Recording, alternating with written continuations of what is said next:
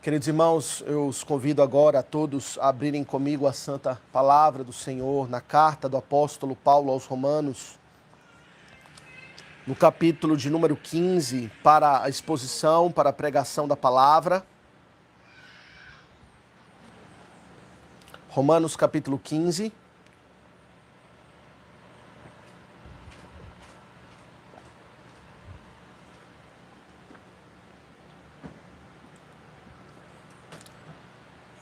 Semana passada nós consideramos os versos 1 a 13. O apóstolo Paulo ainda exorta a igreja à unidade.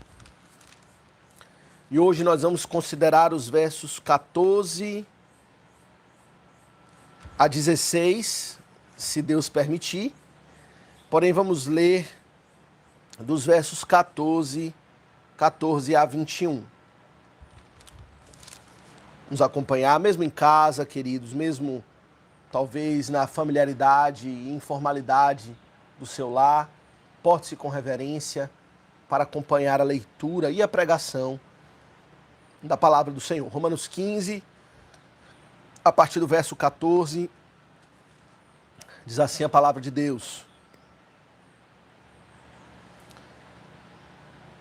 E certo estou, meus irmãos, sim, eu mesmo, a vosso respeito, de que estáis possuídos de bondade, cheios de todo o conhecimento, aptos para vos admoestardes uns aos outros.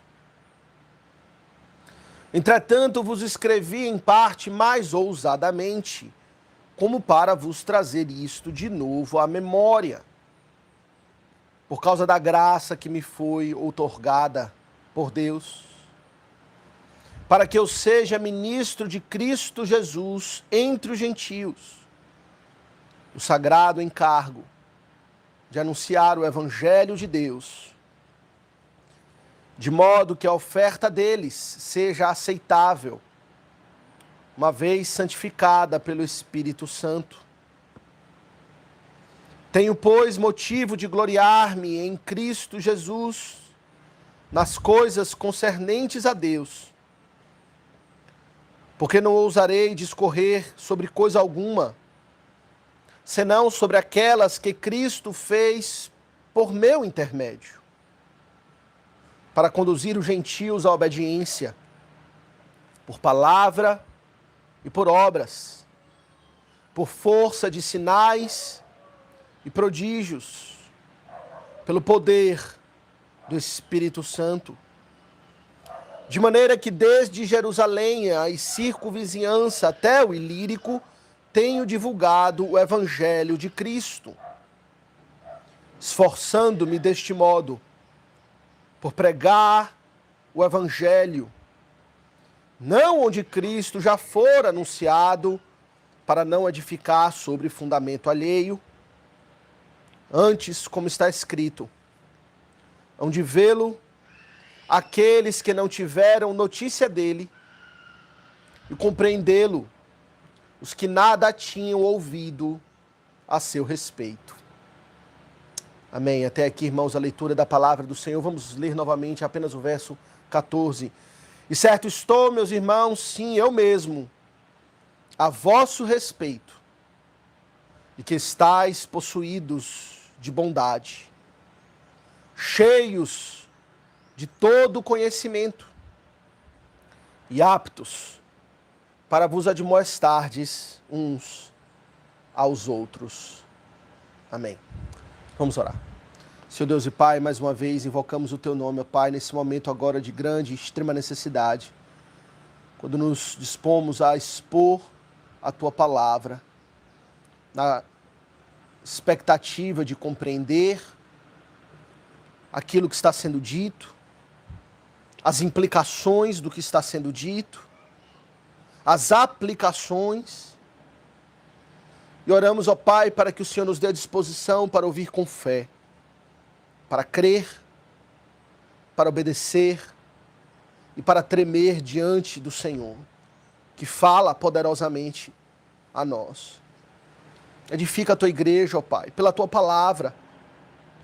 Abençoa para que esta igreja, igreja presbiteriana da herança reformada, experimente a ação do teu Santo Espírito na edificação do corpo, pelo lavar regenerador do Senhor e santificador, e assim possamos crescer bem ajustados, como um corpo vivo, para que possamos conhecer juntamente mais e mais a tua graça e o teu amor. Eu sou o teu servo que fala contigo, capacita-me, enche-me das graças e dos dons do Senhor para a edificação da tua igreja. Assim oramos, agradecidos, confiados no teu favor. Em nome de Jesus. Amém.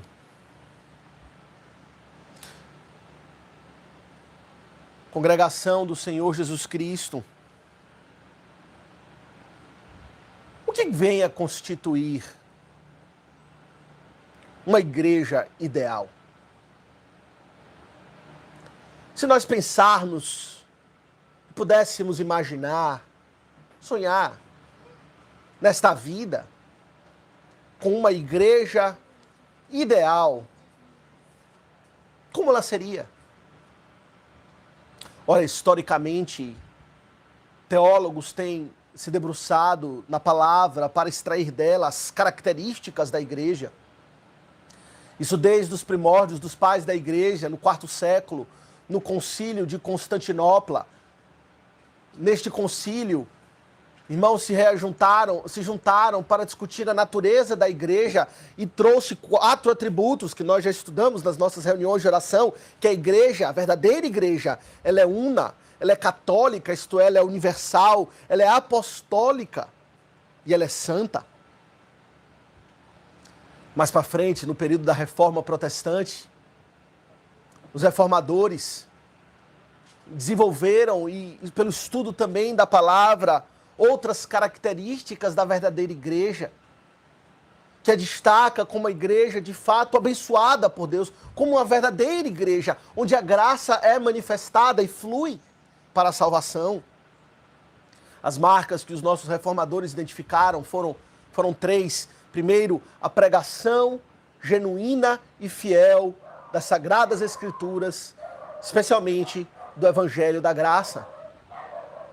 Uma igreja ideal é uma igreja que prega o Evangelho constantemente, regularmente, que ensina a todos e apela a todos para que se arrependam dos seus pecados, creiam no Evangelho, creiam em Jesus Cristo, explicando, aplicando e exortando a respeito da obra de Jesus Cristo na cruz do Calvário.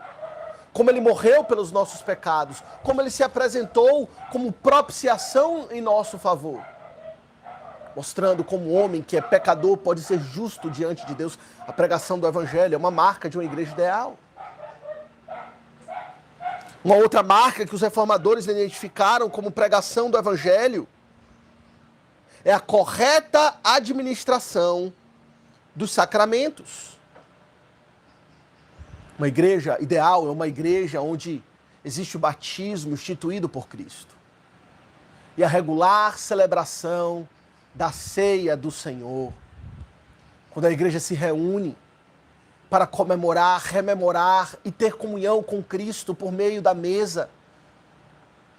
Uma marca de uma igreja ideal é uma igreja que se banqueteia em Cristo Jesus. Em terceiro lugar, uma marca identificada pelos reformadores de uma igreja ideal, de uma igreja verdadeira, é a aplicação da disciplina eclesiástica. Isto é, quando as autoridades da igreja, isto é, pastores e presbíteros, o conselho, vela pela santidade da igreja, pela santidade dos seus membros, exortando, admoestando, de modo a trazer a disciplina, como o Senhor Jesus nos ensinou em Mateus 18, e o apóstolo Paulo em 1 Coríntios, aos faltosos, àqueles que não têm andado de conformidade com a regra que o Senhor Jesus nos deu de santidade para a sua glória.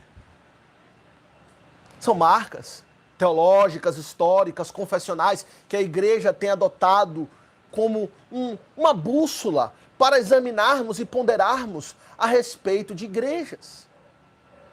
Uma igreja ideal tem todas essas marcas. Mas eu diria, meus irmãos, que nós podemos olhar para a mesma pergunta, o que constitui uma igreja ideal, por um outro ângulo. Não apenas por esses ângulos, ou melhor, por este ângulo e essa perspectiva basilar, teológica, importante, fundamental desses elementos primários, como que colunas que sustentam a igreja, mas podemos olhar para o que constitui uma igreja ideal por uma perspectiva mais prática, experimental, que vai dizer respeito do dia a dia, de como nós, como membros da igreja, interagimos uns com os outros.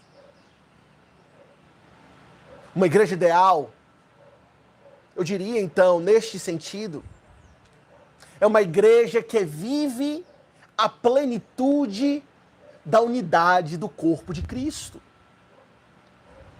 onde os seus muitos membros cooperam juntamente para o crescimento de todo o corpo,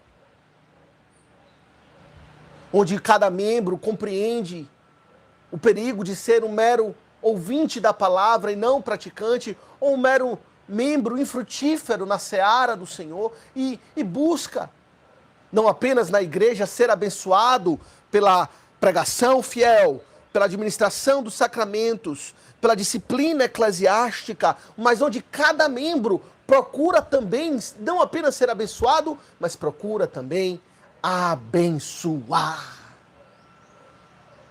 Onde cada membro é uma fonte de bênção e de edificação para os demais. Onde cada membro tem o seu papel vital, importante no corpo de Cristo. E assim, meus irmãos, eu diria que o apóstolo Paulo, aqui, especialmente no verso 14, ele nos dá uma figura, falando da sua própria convicção a respeito da igreja em Roma, do que era uma igreja ideal. Nesse aspecto, uma igreja ideal é uma igreja onde cada membro abençoa mutualmente uns aos outros, onde cada membro se coloca à disposição para encorajar, para aconselhar, para admoestar, para exortar uns aos outros, onde experimentamos nas nossas interações na igreja não apenas um relacionamento superficial, banal, onde falamos de coisas triviais, mas experimentamos uma interação, por vezes dolorosa, por vezes difícil, mas profundamente edificante na igreja do Senhor. Eu diria que uma igreja ideal é uma igreja onde todos são, cada um na sua medida, de acordo com o dom que recebeu da parte de Cristo, uma bênção uns para os outros, e não apenas o pastor. Muitas vezes temos a perspectiva de julgar uma igreja apenas pelo pastor que ocupa a liderança daquela igreja. Se o pastor é um pastor experiente, é um pastor sábio, é um pastor que é fiel no seu chamado ministerial, então aquela igreja é abençoada, mas nem sempre. Nós temos exemplos na palavra de Deus de igrejas que foram plantadas pelo apóstolo Paulo, pastoreadas por ele, mas que estavam longe de ser igrejas ideais.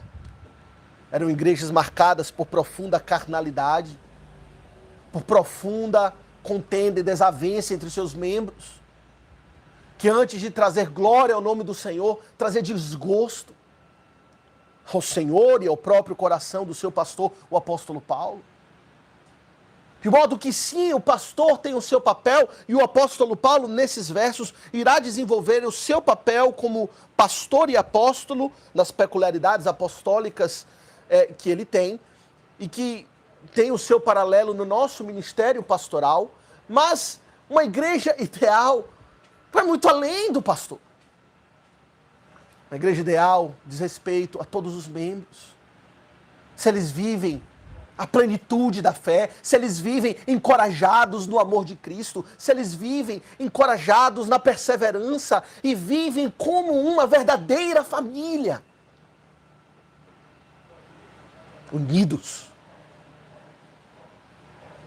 dispostos a abençoar e serem abençoados. E não é isso que ele diz para nós aqui no verso 14? Quando ele diz, e certo estou, meus irmãos, sim, eu mesmo, a vosso respeito. E o que é que ele diz a respeito da igreja? Com tanta convicção de que estáis possuídos de bondade, cheios de todo conhecimento e aptos para vos admoestardes uns aos outros. Aqui está uma igreja ideal. Uma igreja onde cada membro é possuído da bondade. É cheio de todo conhecimento de Deus. E como resultado disso, é apto, cada membro, para demonstrar uns aos outros. Uma igreja ideal. É uma igreja viva. E assim, meus irmãos, queremos então considerar esta passagem sobre esse tema. Crescendo em santidade pela unidade. Crescendo em santidade não meramente por uma busca individual minha ou sua de agradar a Deus, de servir ao Senhor, mas uma busca coletiva de todo o corpo de Cristo, interagindo uns com os outros, para crescermos na graça e no conhecimento do Senhor Jesus Cristo. E por que o apóstolo Paulo fala isso? Bom, meus irmãos, você deve lembrar do contexto, não é? O apóstolo Paulo, ele nos últimos versos, ou melhor, no último capítulo, aliás, nos últimos capítulos, especificamente o capítulo 14, o apóstolo Paulo, ele tem tratado de um problema naquela igreja. Uma igreja ideal não é uma igreja livre de problemas, pois nesta terra ainda não alcançamos a perfeição, o estarmos aperfeiçoados em santidade. Então, mesmo igrejas que têm vivido para a glória do Senhor terão seus problemas. E aquela igreja em Roma não era uma igreja diferente. Tinha um grave problema. Um problema de desunião entre aqueles que o apóstolo Paulo intitula de os fortes na fé e os fracos na fé. Aqueles que tinham uma compreensão mais madura, mais teologicamente coerente das implicações do Evangelho, e daqueles que tinham ainda uma consciência marcada, ou melhor, não liberada pelo Evangelho, mas ainda aprisionada a práticas da antiga aliança que já haviam sido abolidas por Cristo na cruz. E esses dois grupos, basicamente compostos dos judeus convertidos e dos gentios convertidos, não estavam se entendendo. Uns rejeitavam um ao outro. Uns eram desprezados, outros eram criticados. E o apóstolo Paulo, então, escreve para aquela igreja, com sua autoridade apostólica. Muito embora ele mesmo não plantou aquela igreja, ele mesmo não era o pastor daquela igreja, mas ele escreve a eles. E ele trata de forma muito franca, de forma muito honesta, de forma muito amorosa e pastoral, mas sincera e por vezes dura, quando precisa ser, daquele problema. Mas a pergunta que fica para nós, então, e que o apóstolo Paulo coloca aqui, será que o apóstolo Paulo é realmente, na sua condição, talvez, de pastor, não diria tanto na sua condição de apóstolo, mas na sua condição de pastor, absolutamente necessário para tratar daquele problema? Ou, trazendo aqui a pergunta de uma forma mais genérica e ampla para nós, não apenas olhando para a perspectiva da igreja de Roma, mas olhando para a igreja cristã em geral. A pergunta é, será que os problemas que existem na igreja só podem ser resolvidos pelo pastor? Alguns pensam assim. Alguns pensam que cada problema da igreja, se há um problema na igreja, eu como membro, a minha única responsabilidade é reportar ao pastor, às autoridades constituídas, aos presbíteros, e eles irão tratar das questões. E tudo que eu posso fazer é isso, talvez orar, reportar a eles, e eu não tenho nada a ver com isso, eu não tenho um papel, eu não teria um papel ativo na solução de problemas. Mas o apóstolo Paulo não entende dessa maneira. Ele diz para nós aqui no verso 14, com grande convicção, que a despeito dele estar escrevendo sobre isso, tratando desse problema, e ele vai dizer nos versos seguintes, no 15 em diante, falando até mesmo com uma certa ousadia, por não conhecer aquela igreja, não pastoreá-los, não ser o pastor que plantou, o apóstolo que plantou aquela igreja, ele escreve com ousadia, mas a despeito disso, ele está certo e convicto de que eles mesmos são aptos para resolverem os seus problemas. Em outras palavras, os membros da igreja são capacitados e qualificados pelo próprio Deus, muitas vezes, para serem instrumentos de santificação um na vida do outro. É isso que ele nos diz, não é? Certo estou, meus irmãos, sim, eu mesmo, a vosso respeito. Qual é a opinião do apóstolo Paulo a respeito deles? Que possuídos de bondade, cheios de todo conhecimento, eles são aptos para admoestar uns aos outros. Em outras palavras, vocês não necessariamente precisam que eu trate disso ou de outros problemas. Mas vocês mesmos são capazes de admoestar, de corrigir, de exortar uns aos outros. E é sobre isso, meus irmãos, que queremos tratar. Como um membro na igreja pode ser uma bênção na vida do outro membro da igreja, sendo um instrumento para a santificação na vida do outro, diretamente, sem necessidade necessariamente de que o pastor ou o presbítero intervenha em problemas. E, meus irmãos, o apóstolo Paulo, veja, note em primeiro lugar no verso 14, que ele fala isso com profunda convicção, não é? Certo estou, meus irmãos. Sim, eu mesmo, a vosso respeito, e que vocês são aptos para admoestardes uns aos outros. Alguém poderia pensar, talvez aqueles crentes de Roma, lendo essa carta pensando, eu, crente na igreja, sou apto para lidar com problemas espirituais na vida do meu irmão? Será que isso não seria apenas uma tarefa para os pastores, para os apóstolos, para os presbíteros, diáconos, talvez, homens que foram chamados e qualificados para esta tarefa? Mas o apóstolo Paulo ele escreve com ênfase, não é? Eu estou certo disso. Não é apenas uma conjectura, mas é algo que ele diz, eu estou convicto, eu mesmo, sim, eu, o apóstolo Paulo, eu sei que vocês têm maturidade o suficiente na fé cristã para lidar com seus próprios problemas. E o apóstolo Paulo está aqui escrevendo a irmãos, não a teólogos, pastores, presbíteros, mas a irmãos, crentes comuns como eu, como você, não dotados de dons sobrenaturais e profundos, mas que fomos dotados pela graça de Deus com atributos que ele coloca aqui. E que, portanto, temos o potencial de sermos grande bênção na vida um do outro. Meus irmãos, será que nós compreendemos que, como membros de uma igreja, nós temos uma responsabilidade no cuidado espiritual do outro irmão da minha igreja, que somos membros uns dos outros?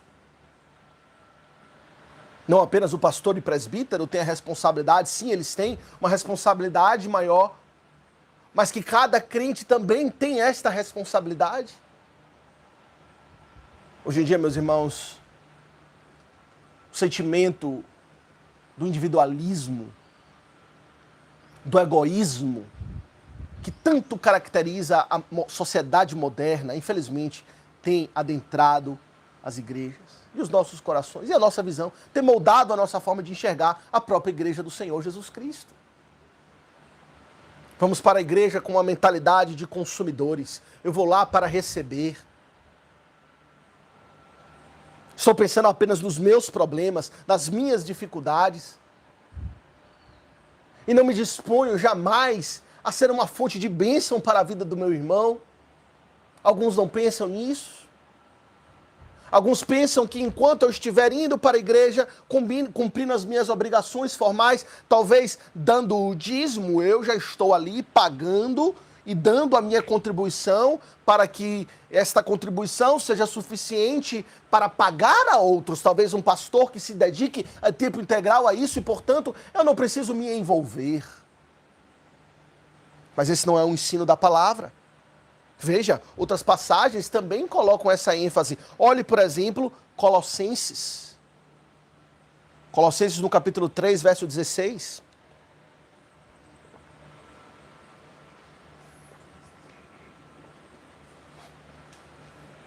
Colossenses capítulo 3, verso 16. O que é que nós lemos? Habite ricamente em vós a palavra de Cristo.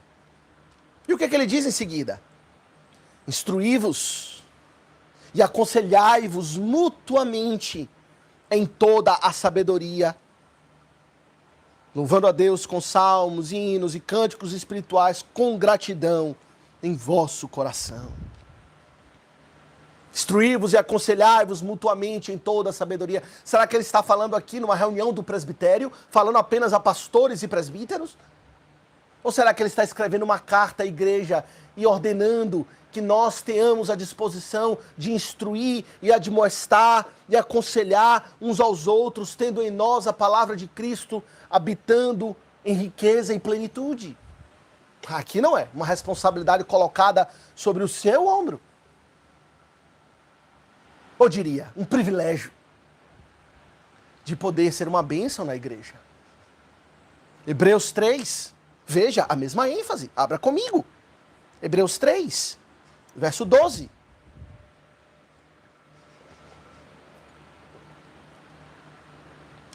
Hebreus 3, verso 12, nós lemos: tende cuidado, irmãos, jamais aconteça haver em qualquer de vós um perverso coração de incredulidade que vos afaste do Deus vivo.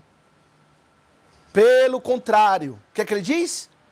Exortai-vos mutuamente cada dia durante o tempo que se chama hoje, a fim de que nenhum de vós seja endurecido pelo engano do pecado. Aqui está o apóstolo Paulo, ou melhor, o autor da carta aos Hebreus, tratando do perigo da apostasia, do perigo de nos desviarmos da fé, de termos o nosso coração endurecido pelo engano do pecado. Isso é um perigo. Infelizmente, por vezes acontece, testemunhamos hoje mesmo. E qual é o remédio, pelo menos que nesse versículo o apóstolo coloca contra o perigo da apostasia na igreja?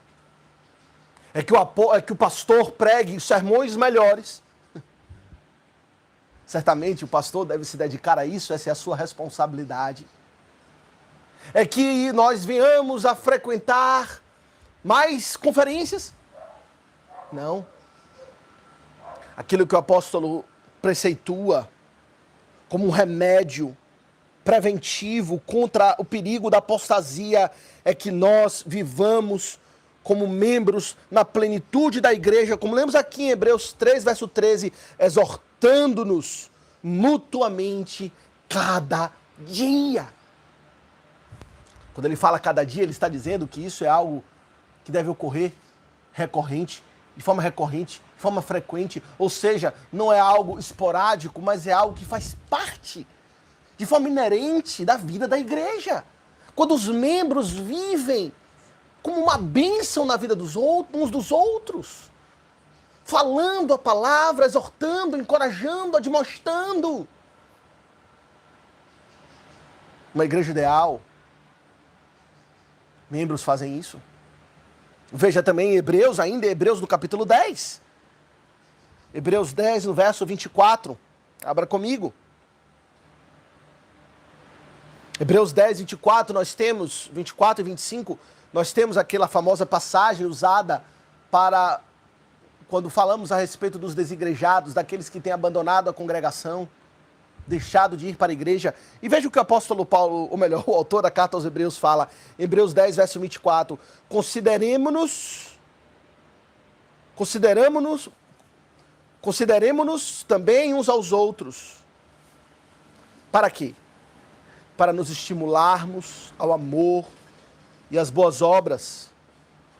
E não deixemos de congregar-nos, como é costume de alguns. Antes, façamos admoestações, e tanto mais quanto vedes que o dia se aproxima. Se em Hebreus 3 o perigo da apostasia, aqui em Hebreus 10 o perigo é do abandono da igreja.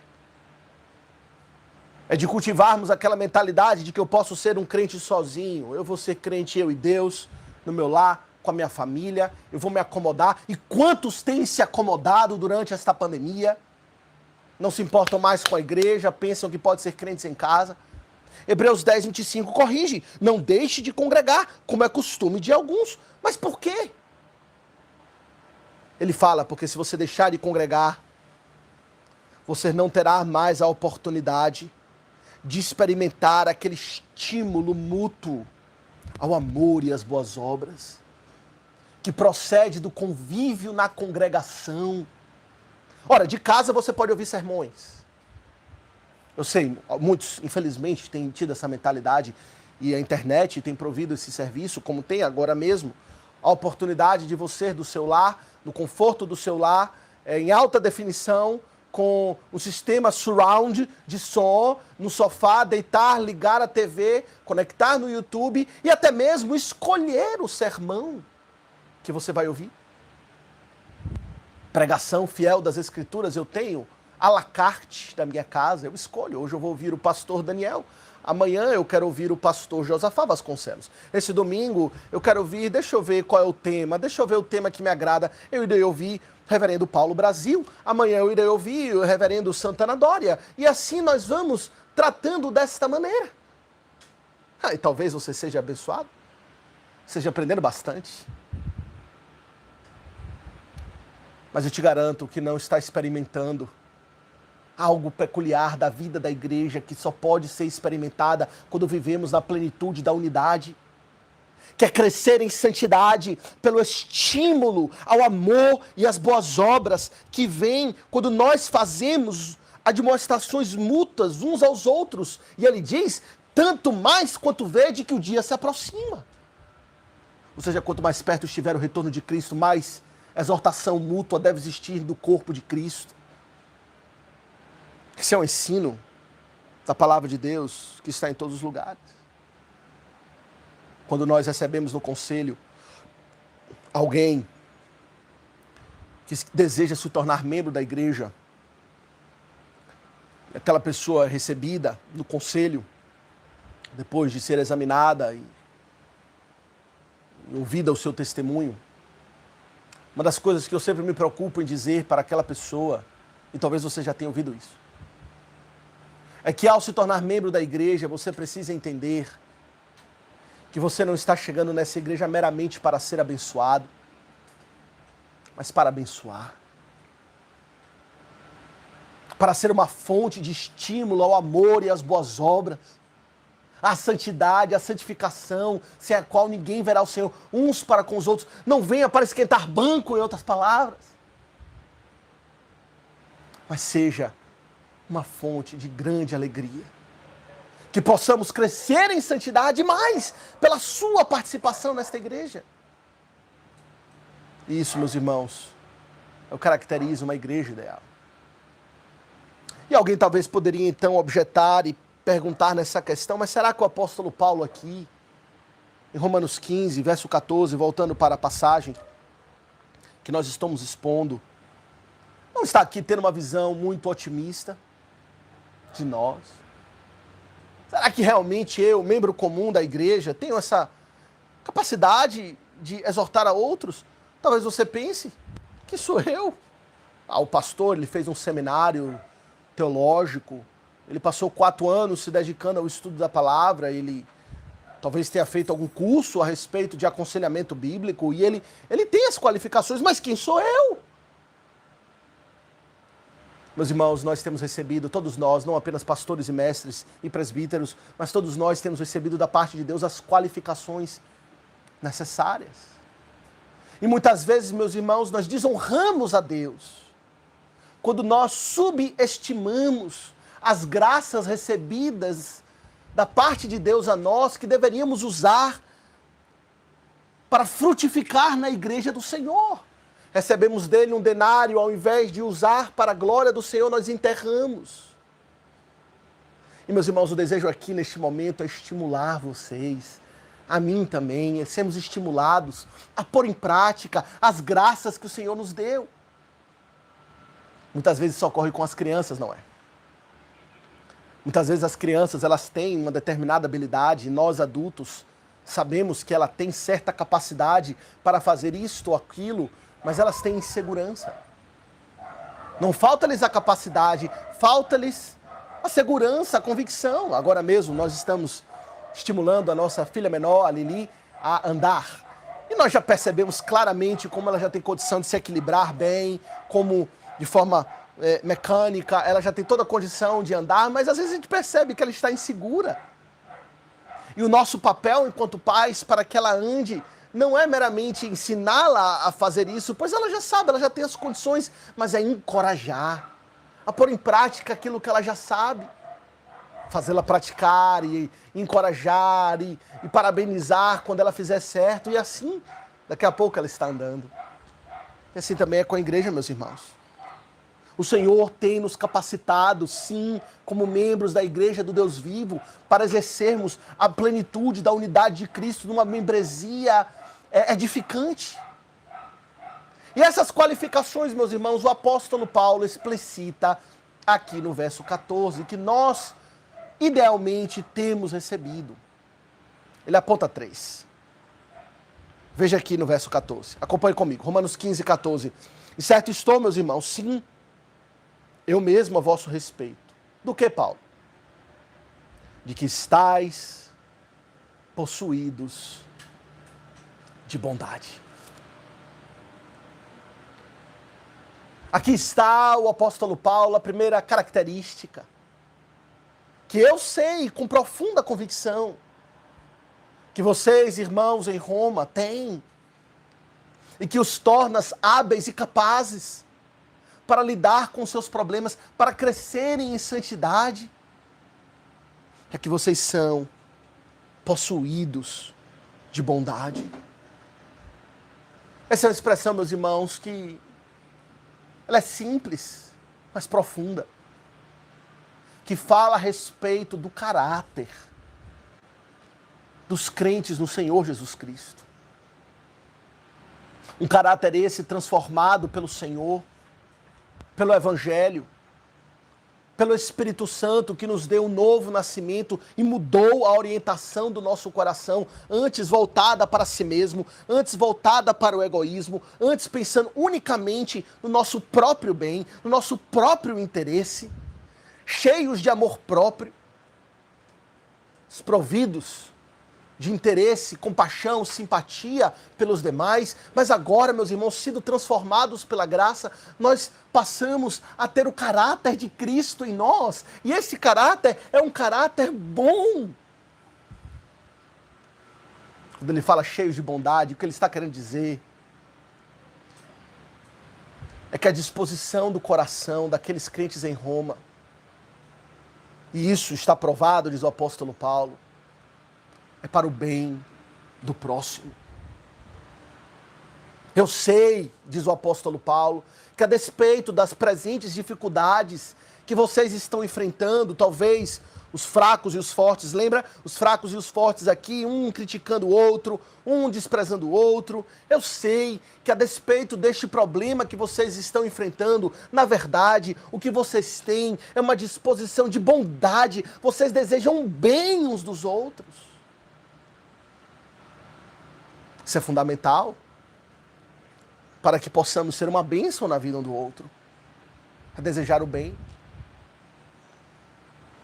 Um comentarista estudando essa palavra, estudando essa passagem, ele fez a seguinte pergunta: por que o apóstolo Paulo fala de bondade aqui e não fala talvez de amor, que é uma virtude um dom da graça de Deus sobremodo excelente, como ele escreve em 1 Coríntios, talvez mais abrangente, mais profundo. Por que de bondade? Bom, meus irmãos, segundo o estudo daquele teólogo, e eu penso que ele está certo, a razão é porque amor e bondade, eles estão ligados um ao outro. O amor é aquilo que transcorre dentro de nós. E a bondade é a manifestação do amor. Não é isso que nós temos explicado já algumas vezes na igreja, em outras ocasiões, do que é o amor bíblico? O amor bíblico é a disposição para o bem. É a inclinação para fazer o bem daquele que é amado. Assim, por exemplo, quando a Bíblia fala que devemos amar os nossos inimigos, não significa que nós devemos palpitar de paixão pelos inimigos. Não é isso. Não está falando de sentimento, mero sentimento romântico ou de afeições que podem existir, sim. Mas ele está falando da disposição para o bem. O inimigo às vezes nos causa dor, mas como crentes amamos inimigos, isto é, nós não buscamos o seu mal, e sim o seu bem. Quando ele tem sede, damos de beber. Quando tem fome, damos de comer. E por que ele fala que eu estou vendo que vocês são possuídos de bondade? Porque ele está dizendo que eu, quando eu olho para esta igreja em Roma, eu vejo amor sincero manifestado em atitudes de bondade de uns para com os outros. Eu estou vendo. Eu posso ver o amor. A bondade, meus irmãos, é o amor concretizado, é o amor materializado, é o amor que pode ser visto, provado, evidenciado. Eu estou vendo nas situações que vocês vivem, como na verdade vocês se amam, porque vocês são bons uns com os outros. Uma igreja ideal é uma igreja, meus irmãos, que se ama, é uma igreja que tem manifestado bondade de uns para com os outros, e nós podemos ser bênção na vida do irmão quando temos essa característica. Isso mostra, meus irmãos, que toda a nossa interação com o nosso irmão, ao lidar com os seus problemas, com os seus pecados, será motivada pelo bem dele, motivada por sinceridade. Estaremos dispostos a nos envolver, a chorar com os que choram, a se alegrar com os que se alegram. Tudo isso porque o Senhor tem nos dado o caráter de Cristo. Será que o Senhor pode dizer isso a respeito de nós?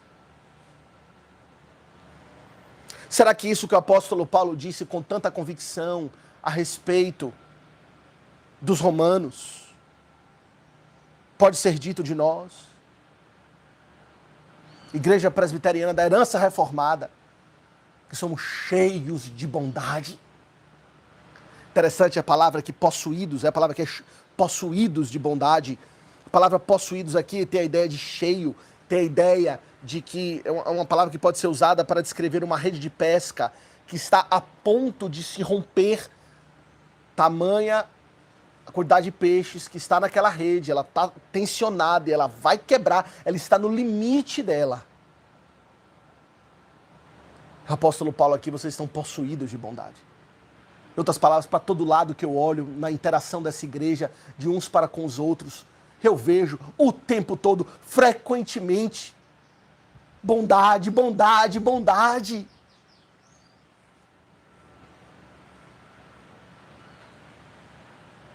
Uma igreja ideal, meus irmãos, não é apenas uma igreja que administra os sacramentos, cujo púlpito é fiel às Escrituras. Tudo isso é fundamental, é basilar. Mas uma igreja ideal, meus irmãos, é uma igreja cheia, possuída de bondade, de amor. Mas ele diz não apenas isso, veja. Vocês estão, veja aqui no verso 14, certo estou, meus irmãos, sim, é o mesmo a vosso respeito, de que estáis possuídos de bondade, cheios de todo o conhecimento. Aqui está, meus irmãos, as duas características fundamentais, basilares, para que possamos ser uma bênção na vida do irmão. Exortando, admoestando, corrigindo, sendo um instrumento de santificação na vida dele. Primeiro porque amamos, esse amor é evidenciado por bondade. Mas em segundo lugar, porque somos cheios de todo o conhecimento. Que conhecimento? Conhecimento de Deus, conhecimento da palavra, conhecimento do evangelho. Isso é fundamental, porque muitas vezes podemos ter amor, que chamamos de amor, bondade, boas intenções, mas não darmos bons conselhos, nem exortarmos adequadamente, porque nos falta o conhecimento da palavra. É o conhecimento da palavra, meus irmãos, casada com um coração repleto de bondade, que vai nos habilitar a termos uma interação edificante, santificadora de uns para com os outros. Não foi isso que nós lemos em Colossenses 3,16? Habite ricamente em vós a palavra de Cristo. E assim instruí-vos e aconselhai-vos mutuamente em toda sabedoria. Nós podemos nos instruir e nos aconselhar mutuamente, por quê? Porque somos ricos da palavra de Cristo. Conhecemos a verdade.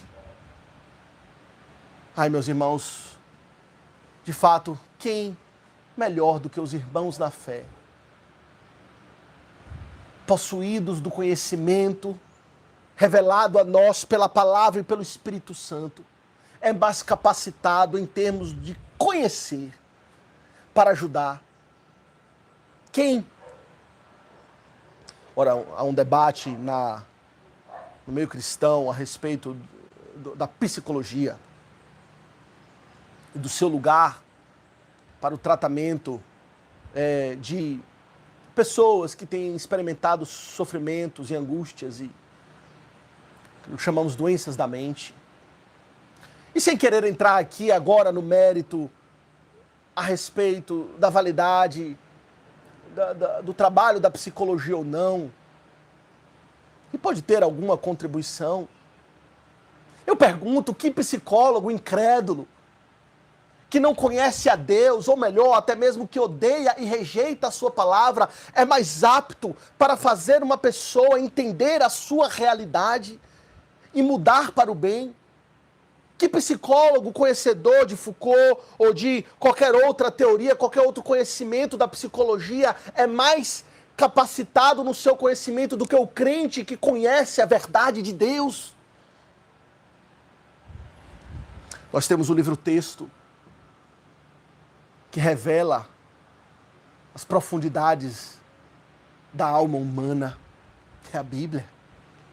Revela a nossa natureza, caída, corrompida em Adão, renovada em Cristo Jesus, e agora que experimenta a dualidade de uma vida transformada, mas ao mesmo tempo ainda não aperfeiçoada, que conhece essas complexidades, mas que ao mesmo tempo conhece onde está a solução, que é em Deus, na sua graça, no seu Santo Espírito, na sua palavra, que pode lhe consolar com as palavras do Evangelho. Você, crente, você conhece a verdade.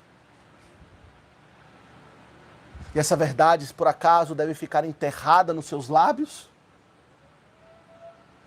O apóstolo Paulo diz, não, vocês são cheios da verdade, vocês são bons, vocês conhecem, e agora vocês poderão abençoar uns aos outros. Meus irmãos, quando temos o conhecimento de Deus, isso nos dá discernimento para viver. Veja duas passagens que falam sobre isso, por exemplo, Filipenses 1:9. Filipenses 1:9, o apóstolo Paulo diz o seguinte, eu faço esta oração a respeito da igreja, que o vosso amor aumente mais e mais, em pleno conhecimento e toda percepção, para provardes as coisas excelentes. Meus irmãos, quando nós recebemos da parte de Deus o pleno conhecimento, nós temos, juntamente com isso, a percepção, o discernimento, para discernir aquilo que é excelente, aquilo que é vil, aquilo que é bom, daquilo que não tem valor algum, e assim fazer isso não apenas na nossa própria vida, mas porque somos tomados de bondade e de amor também na vida dos irmãos. Uma igreja ideal é uma igreja onde cada membro é cheio, possuído de bondade, e cheio de todo conhecimento. E, meus irmãos, essas duas qualificações, quando usadas da maneira correta pelas quais elas devem ser usadas na vida da igreja, elas nos tornam hábeis e capazes para aquilo que lemos no final do verso 14. Acompanhe. E certo estou, meus irmãos. Sim, eu mesmo. A vosso respeito, de que estáis possuídos de bondade, cheios de todo conhecimento. E agora ele fala, aptos para vos admoestardes uns aos outros. Aqui está o ponto. Eu sei que vocês têm a habilidade, que vocês têm a capacidade, a palavra que é no geral, no grego, é o dunamis, é a potência, o poder para admoestar uns aos outros. Afinal de contas, vocês têm boas intenções. São bons. Vocês têm o conhecimento da palavra de Cristo, do Evangelho, da graça, da sabedoria. E agora vocês vão receber também a capacidade de colocar tudo isso para um bom uso, para a edificação do corpo de Cristo, que é a habilidade para admoestar uns aos outros. Meus irmãos, a palavra que é admoestar é a palavra que tem sido usada, no seu sentido original, para designar toda uma escola de aconselhamento bíblico, chamada aconselhamento bíblico nutético. É a palavra admoestar aqui, é nuteteo, do grego, de onde vem nutético, que diz que é um aconselhamento, é um tipo de aconselhamento pela palavra, com base na perspectiva espiritual, na qual nós dispomos a admoestar, a exortar, a confrontar alguém cuja mente está se desviando do caminho que deve, para redirecionar os seus pensamentos, a sua percepção, o seu entendimento para aquilo que é justo e correto. Isso é feito, como falamos, pela palavra.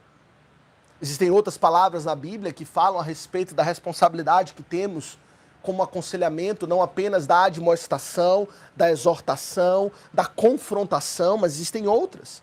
1 Tessalonicenses 5,14 fala de exortar, fala de admoestar, fala de consolar, fala de amparar, fala de ser longânimo uns para com os outros, de modo, meus irmãos, que o fato é, nós temos, pela bondade e pelo conhecimento, a capacidade para, usarei essa palavra, nos intrometer na vida do irmão.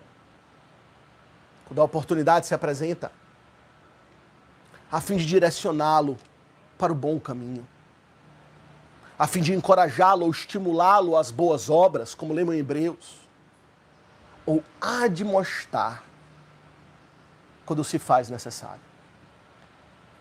Quando é que se faz necessário, meus irmãos, a admoestação? Se faz necessário, meus irmãos, quando existe o erro,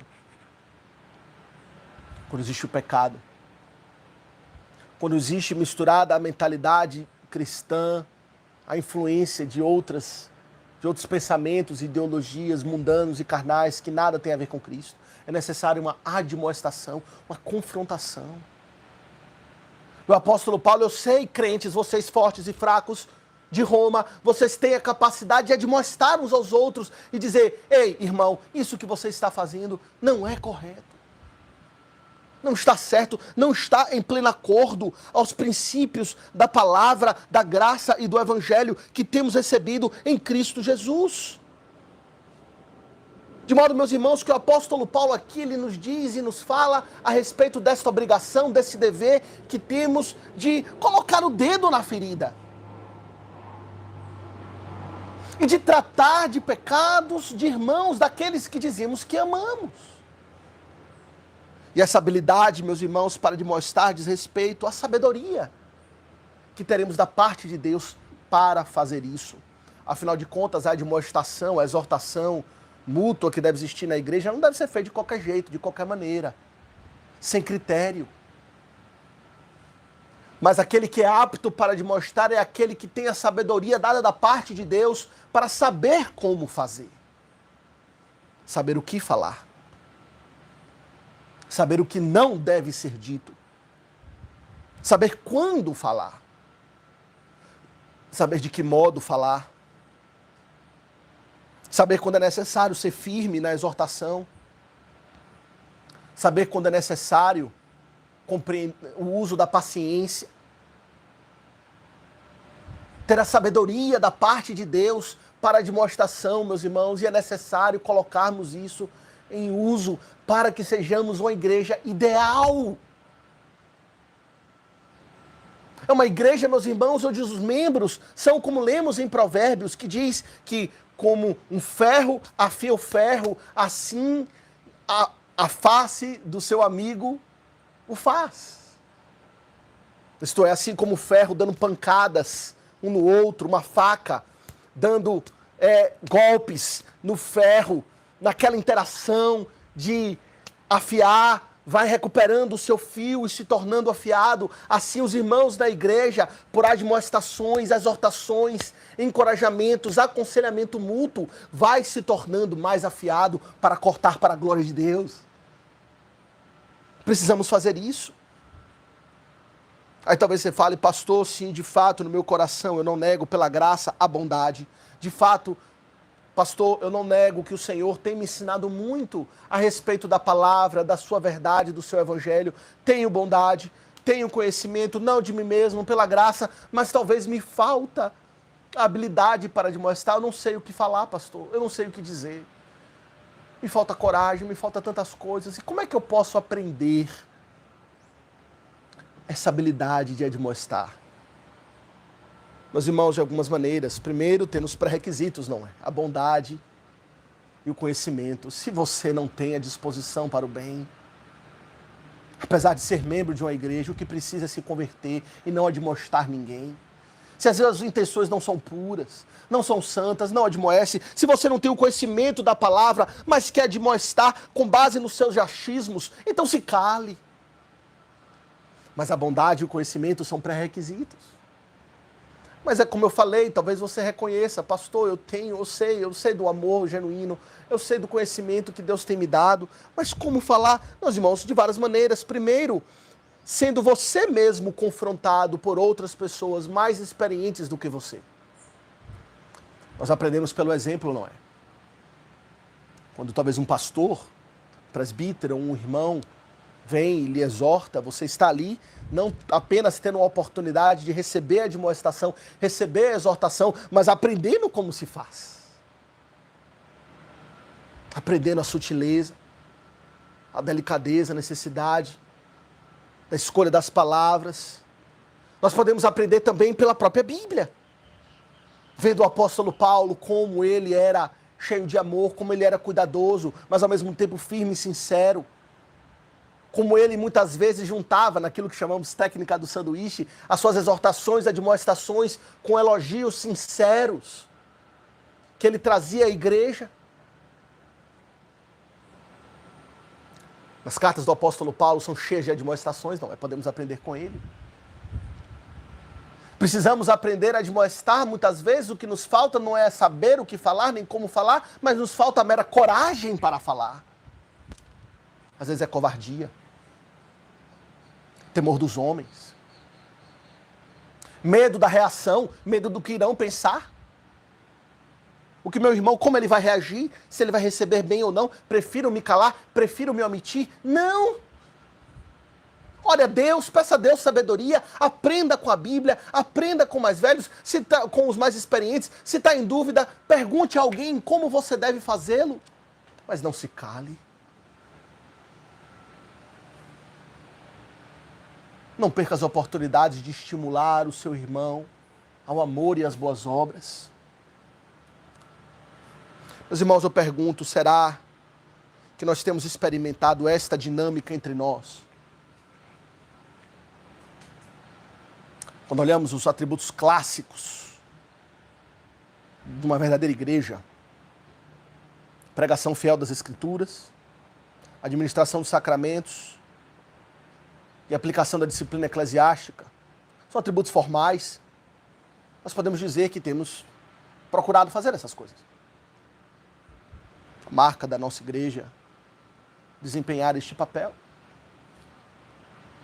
Mas é possível, meus irmãos, ter todas essas coisas e ainda assim ser uma igreja longe do ideal. Uma igreja que não é uma fonte de bênção, não. Cuja interação é fria e seca. Muitas vezes não há bondade, às vezes até conhecimento, cabeças inchadas, corações raquíticos. Ou muitas vezes, meus irmãos, o individualismo, como nós já falamos aqui, alguns não estão dispostos a ajudar. Querem ir na igreja para ouvir, para aprender, para receber, mas ajudar, eu não. Já dou o meu dízimo. O pastor que ajude. Eu me meter na vida dos outros, para quê? Eu não quero me meter na vida de ninguém. Mas a Bíblia chama para a gente se meter na vida uns dos outros, não é? Com sabedoria, claro. Não como fofoqueiro. Com habilidade, aptos para demonstrar, mas nos chama, nos exorta para termos uma interação que vai além da mera superfície. E precisamos abandonar, meus irmãos, a cultura do egoísmo, a cultura daquele que é centrado em si mesmo. Vemos a necessidade de falar algo, mas preferimos nos calar. Meus irmãos, eu diria que relações superficiais são fáceis. E talvez você não queira ajudar porque você está satisfeito com uma relação superficial, porque ela é fácil.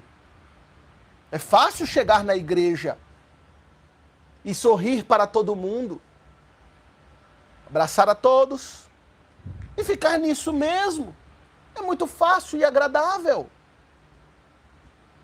Porém, meus irmãos, por um lado, sim, é verdade que relações superficiais são fáceis, mas relações superficiais são estéreis. São fáceis porque são inúteis. Não produzem nada. E se você não está disposto a ajudar, meus irmãos, então você não está disposto ao trabalho árduo de plantar e colher bons frutos para a edificação. Mas há também, meus irmãos, o outro lado. Aqueles que não estão dispostos a ajudar, preferem ficar caladinhos no seu canto, senta lá no fundo, acabou o culto, sai correndo, não quer interação com ninguém. Mas há também aqueles, por outro lado, que não querem ser ajudados. Talvez até possam ajudar alguém, se precisarem dele, mas eles não estão dispostos a serem ajudados. Não estão dispostos a ouvir. A ter o seu pecado confrontado. Não estão dispostos a se tornar vulneráveis, a ouvir outras opiniões, a ouvir críticas. Pensam que a igreja é um desfile de perfeição. Eu tenho que manter aqui na igreja as aparências. Eu não quero que ninguém saiba o que se passa na minha vida. Eu não quero que ninguém saiba as dificuldades que eu tenho. Pois eu não quero ajuda a ninguém. Eu vou aqui, eu mesmo, ouvir a pregação. E se naquele eu achar que aquela pregação é para mim, eu aplico e pronto, não devo nada a ninguém. Não quero ninguém meter o bedelho na minha vida. É interessante, esses que têm essa mentalidade, que não querem ser ajudados, geralmente eles ficam na igreja por um tempo, se empenhando arduamente em manter a sua reputação. E quando depois de um tempo a máscara cai, os pecados vão começando a surgir, o verniz fino começa a craquelar. E outros começam talvez a se manifestar, a exortar, a demonstrar. Logo procuram outra igreja, onde eles podem ter a sua reputação recuperada e não precisarão ouvir nada de ninguém. Meus irmãos, que tragédia. Isso não é uma igreja ideal. Não é isso que o Senhor Jesus Cristo pensou para a sua igreja. A igreja, meus irmãos, é um local para vulneráveis. A igreja, meus irmãos, é o local onde nós, muitas vezes, manifestamos a nossa fraqueza no convívio. As pessoas veem como nós somos, nos exortam, E nós também exortamos. E meus irmãos, eu vou ser sincero aqui, eu não estou dizendo que esta atividade que aqui nos é recomendada pelo apóstolo Paulo em Romanos 15, 14, é a atividade mais prazerosa da vida cristã. Não, não é. Quem é que gosta de exortar? Quem é que gosta de admoestar? Talvez se você, um pouco sádico aí, tem prazer em dar bronca nos outros, talvez. Mas ninguém gosta, não é? Não é uma atividade prazerosa. Prazeroso é ir para a igreja, cantar louvores ao Senhor, ouvir uma mensagem edificante, encorajadora. Talvez partilhar de um lanche na igreja, rir, contar piada com os irmãos, ir para a praia, gozar de um acampamento de carnaval, alguma coisa desse tipo. Mas chamar alguém no canto, ou ser chamado no canto por alguém, para ouvir ou falar umas boas verdades, com amor, sabedoria e cuidado, ninguém gosta. Mas ao mesmo tempo, meus irmãos, que não é uma atividade prazerosa, eu diria que é uma atividade profundamente recompensadora. E que vai tornar a igreja realmente frutífera, edificante, uma bênção. Eu posso dar o meu próprio testemunho. Eu mesmo, por vezes, já estive nos dois lados da situação. Talvez como pastor, muitas vezes, já estive na situação de admoestar e exortar. E eu digo a você, não é minha atividade favorita do ministério pastoral precisar exortar um irmão, ou mesmo não como pastor, como um crente no Senhor Jesus Cristo, admoestar não é fácil, mas é recompensador. Por vezes, aquele que você o exorta, você vai ver os frutos a médio, curto ou longo prazo na vida daquele que você exortou, admoestou. E você vê a bênção de uma relação que vai além da superfície. Às vezes, nem sempre é assim. Às vezes você cumpre o seu papel de exortar, de mostrar, pelo discernimento que o Senhor tem nos dado, pela palavra e pela bondade, e não é bem recebido. E aquela pessoa que recebeu a exortação se volta contra você, e de fato não é prazeroso. Mas ao mesmo tempo você sabe que cumpriu o seu papel e você tem a sua consciência limpa diante de Deus. E nesse sentido também é recompensador. Provérbios fala muito sobre isso, não é? Quando ferires o escarnecedor, o simples aprenderá a prudência. Repreende ao sábio e ele crescerá em conhecimento. E quantas vezes eu, do lado de cá, daquele que exorta e admoesta, eu tenho visto isso. O simples aprender a prudência. O sábio, aquele que é sábio, mas que ainda precisa crescer mais, crescer em conhecimento. Mas eu também, meus irmãos, digo que eu já estive do outro lado da moeda, de ouvir a admoestação.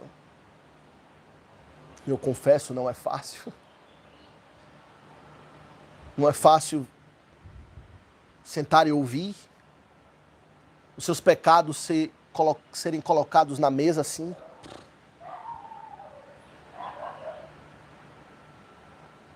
É duro. Mas é profundamente recompensador. Palavras ditas com franqueza, amor, sinceridade, conhecimento e sabedoria, elas podem ter um profundo impacto transformador na nossa vida. E que por vezes perdura por anos. Eu me lembro especificamente de uma vez de um amigo meu, que me chamou e teve uma conversa comigo. Um amigo que cheio de sabedoria, percepção, bondade, conhecimento. parece que quicam na minha cabeça como bolas de ping-pong e ecoam. Estão ali sempre. Por vezes eu lembro que ele disse para mim uma única vez. E por vezes eu lembro do que ele disse. Eu vejo, Senhor, realmente eu estou indo por esse caminho, Senhor, me abençoa, me ajuda. Para que eu não cometa esse erro. Não, certamente não foi fácil. Eu lembro quando ele falou isso. Não foi fácil para ele, não foi fácil para mim. Mas é recompensador. A Bíblia fala sobre isso, não é? Provérbios 27, 5 e 6 diz o seguinte: melhor é a repreensão franca do que o amor encoberto. Leais são as feridas feitas pelo que ama. Porém, os beijos de quem odeia são enganosos. Meus irmãos, nós gostamos de aplausos, não é? Aplauso é muito bom, elogio. Como diz aqui Provérbios, ser beijado, ser encorajado, ser louvado. Mas o apóstolo, o melhor Salomão, nos diz aqui na sua palavra que vale muito mais sermos feridos por aquele que ama do que beijados por aquele que odeia. E que mais vale uma repreensão franca e sincera do que um amor encoberto. Ou seja, alguém que me ama de verdade, mas que não expõe esse amor, que não manifesta esse amor. Vale de quê?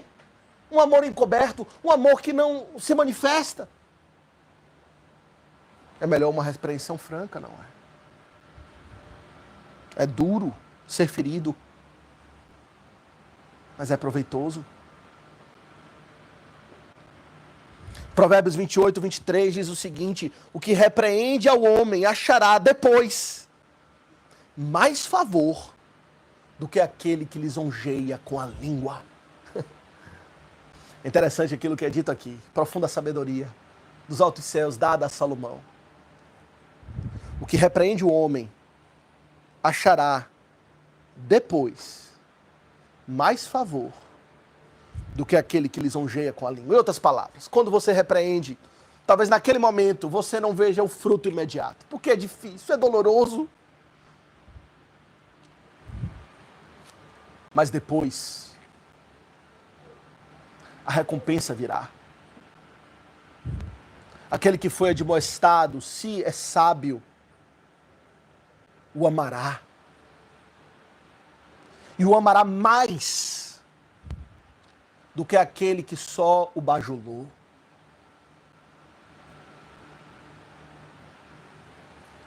Se nós estamos dispostos, meus irmãos, a termos uma vida congregacional, significativa, profunda, sincera, precisamos estar dispostos a ferir e ser feridos, com feridas de amor,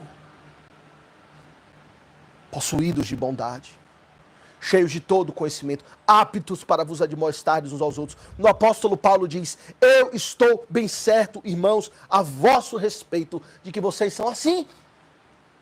Mas nem toda igreja é assim. A pergunta que fica para a nossa reflexão é: nossa igreja é assim? E não adianta apontar o dedo.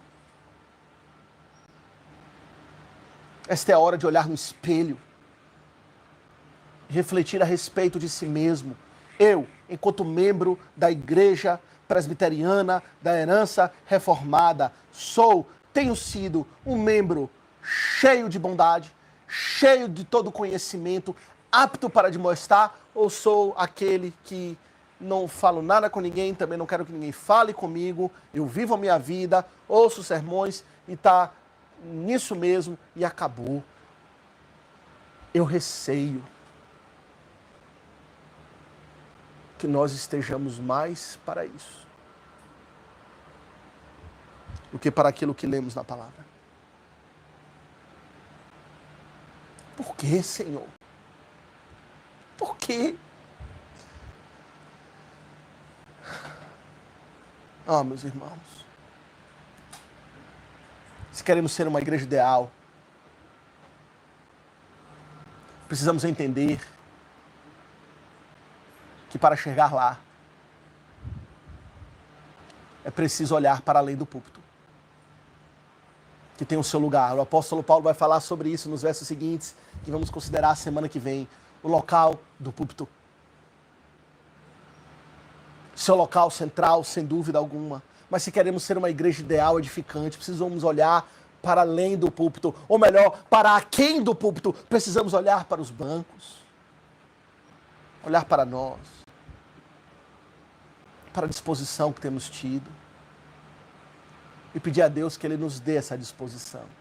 A disposição de Cristo mesmo, de bondade, de conhecimento que temos recebido,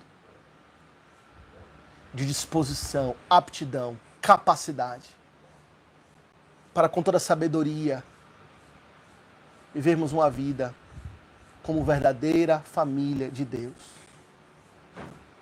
Que o Senhor abençoe a Igreja Presbiteriana da Herança Reformada, Presbiteriana da Herança Reformada.